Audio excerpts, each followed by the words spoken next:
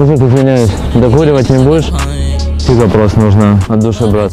Подскажете какое-нибудь отхаркивающее? От мокроты именно. Не знаю. Совсем... Не в аптеку. А где тут аптека рядом? Не знаю.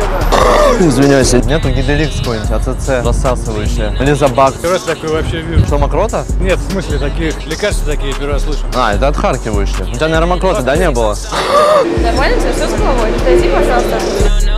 У меня именно хрип идет. Именно свист какой-то, но без мокроты. Да не бойтесь, девушка, у меня просто мокрота, ничего больше.